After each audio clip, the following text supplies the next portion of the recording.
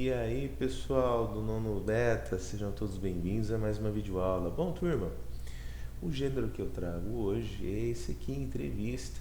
Tenho certeza que vocês já viram muitas entrevistas por aí, né? Seja no jornal impresso, nas revistas, seja na internet, dentro dos canais aí do YouTube ou das redes sociais. É algo que parte essencialmente da oralidade, né? Aqui mesmo, dentro dessa figura, é, vocês estão vendo duas pessoas, então pressupõe a existência de um entrevistador e um entrevistado, não é mesmo? Aqui a linguagem ela pode ser uma mistura entre a linguagem formal e a linguagem informal. Ela pode acontecer ao vivo, pode ser que essa entrevista ela seja transcrita também para dentro de uma plataforma, né, impressa, e por isso ela pode trazer marcas da oralidade, porque ela parte do discurso direto, né? Ela parte desse caráter dialógico. Dialógico significa diálogo, tá, turma? Então não se assustem com essa palavra, dialógico. Dialógico se refere a diálogo. Então a entrevista ela é construída a partir desse aspecto dialógico, tá ok? Olha, qual que é a intenção da entrevista? Primeiramente, a entrevista ela é planejada, né? Ela vai girar em torno de alguns temas e é por isso que a escolha do entrevistado ela deve ser feita de uma forma muito cautelosa, né? Então vamos supor, eu quero entrevistar alguém, abordar o assunto inteligência artificial. Eu preciso procurar um pesquisador desse assunto, né? E o entrevistador, ele precisa também estudar o assunto, claro, né? Como que ele vai dar continuidade a uma entrevista se ele não se informou a respeito desse assunto, tá? Então é um gênero informativo, né, opinativo, ele é super importante para conhecermos qual que é a opinião, as ideias a respeito do entrevistado. Interessante que a entrevista ela pode também integrar outros gêneros textuais, como por exemplo o documentário, né? Dentro de um documentário não podemos encontrar uma entrevista? Claro que podemos, né? Pode ter uma entrevista dentro de uma informação, de uma notícia, perdão. O gênero notícia que vocês já viram, né, ele pode trazer uma entrevista? Claro que pode, né? Então vamos continuar aqui. Sabemos que a entrevista ela tem uma estrutura também. Quando encontramos uma entrevista dentro de um jornal impresso, de uma revista, por exemplo, ela traz um título, né? Um título que deve ser chamativo, como a notícia, né? Só que lá na notícia é, temos informações, é como se fosse o conteúdo de uma forma resumida, né? Aqui o título da entrevista nem sempre é o que foi abordado de uma forma resumida ou sintetizada, né? Mas sim um título chamativo, né? Atrair a atenção do leitor.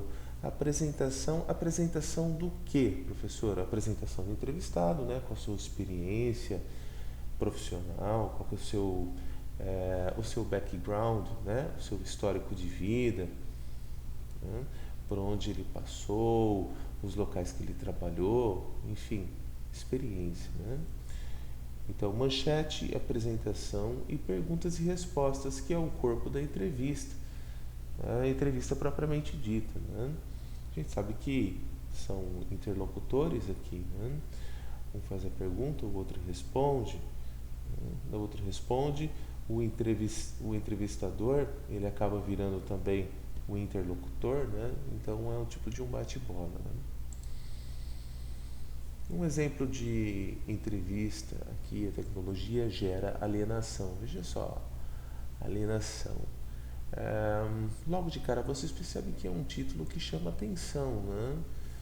Chama atenção, diria que por causa da palavra alienação, né? Mas o que é alienação? Eu coloquei aqui um vocabulário um dicionário, perdão.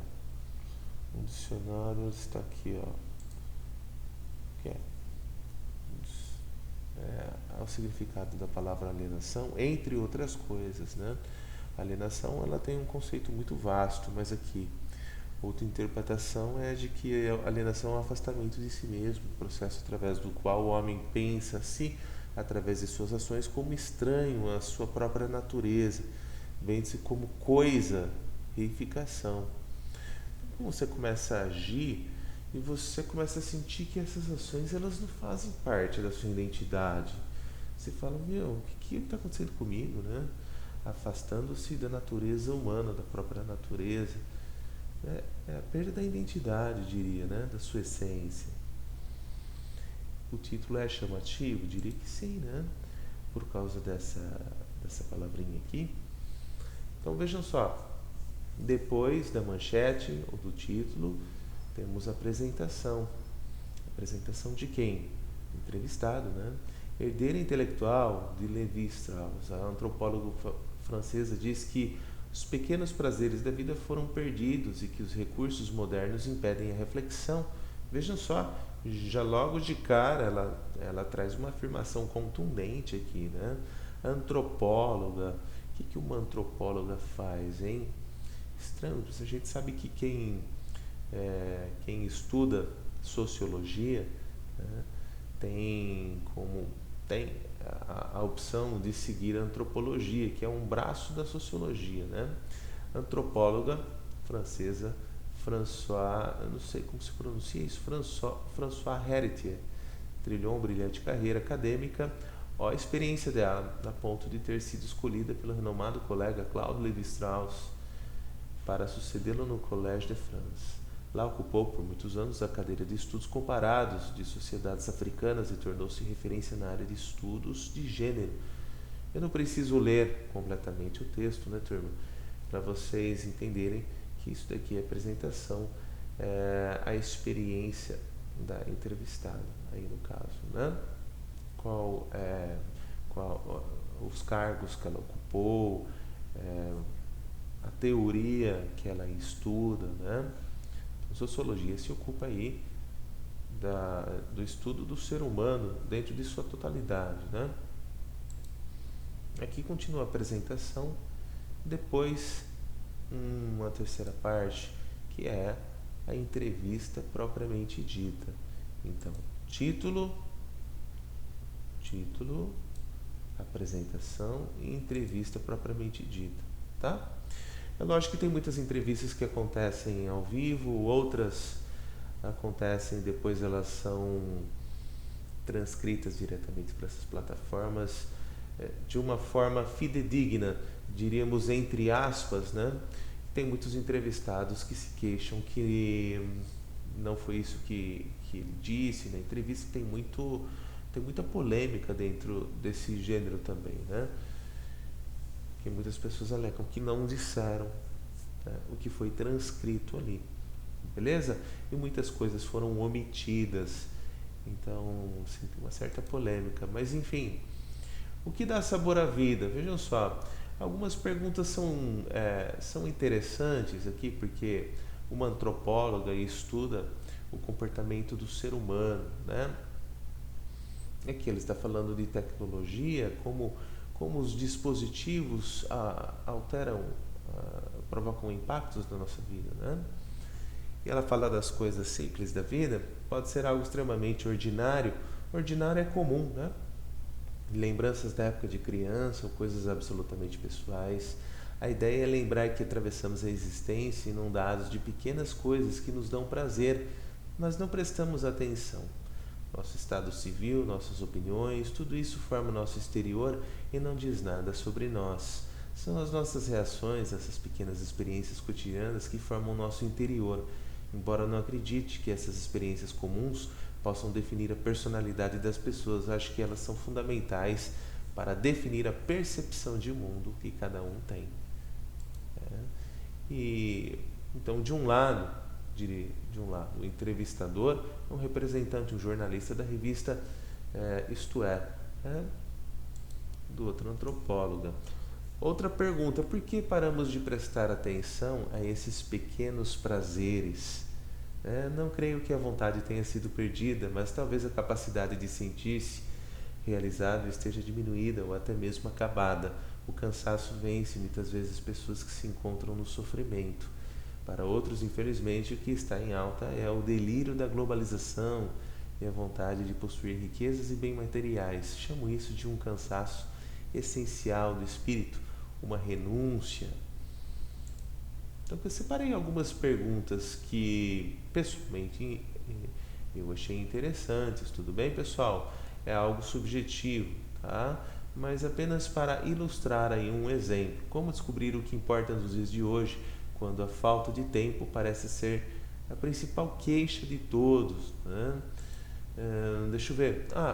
Interessante, porque vocês acabaram de fazer um texto, né? Um texto dissertativo argumentativo para o concurso EPTV nas escolas, né? E aqui a antropóloga ela traz uma opinião negativa a respeito da tecnologia. Então vamos ler um trechinho aqui da entrevista só para vocês entenderem o que estou falando. A tecnologia mudou os problemas e a maneira de enxergar o mundo. Os problemas fundamentais que se apresentam para os seres humanos são os mesmos. Creio no universal. A maneira de responder a esses problemas é que muda, e a maneira atual é com o uso intensivo da tecnologia. Acho que isso gera uma bestialização e uma alienação voluntárias, sem promover o fundamental, que é a busca pela emancipação do espírito. Vejam só que opinião, né? Interessante. Onde a internet entra nesse contexto e ela responde, para uma pequena parte da humanidade, a mais jovem, evidentemente, a internet diminui certos momentos dedicados ao pensamento e outras atividades. Os mais velhos, como eu, não se sentem à vontade com essas tecnologias e as usam menos. Mas seria isso o que nos impede de conhecer as coisas insignificantes da vida para extrair o prazer? Não, porque essa comunicação imediata e sobre o nada se tornou ela mesma um prazer. A crença de que dividimos tudo com todos o tempo todo se transformou em um grande prazer coletivo. Faz bem se entediar? O tédio é bom na vida de uma pessoa, hein? Isto é, perguntou isso. E ela diz: o tédio se tornou condenável, mas o tédio é o motor da reflexão, da inovação, da descoberta e da contemplação. Ao nos esforçarmos para satisfazer as frustrações com auxílio das tecnologias modernas, fazemos desaparecer essas possibilidades. Vejam só, eu quando digo que é interessante, é a respeito da opinião de uma outra pessoa que estuda o assunto, né? Alguém que tem um certo domínio do aspecto teórico. E é sempre bom entrar em contato com opiniões diferentes, né? Então a entrevista, ela informa, ela traz opiniões, sim, ela ajuda a formar opiniões dentro da sociedade? Claro que sim, tá? Depois, a senhora que sucedeu Claudio Lévi-Strauss pode imaginar como ele viria a sociedade de hoje? Esse é o finzinho da entrevista. A entrevista está na íntegra, tá, turma? Então, um sociólogo super renomado, Claudio Lévi-Strauss, né?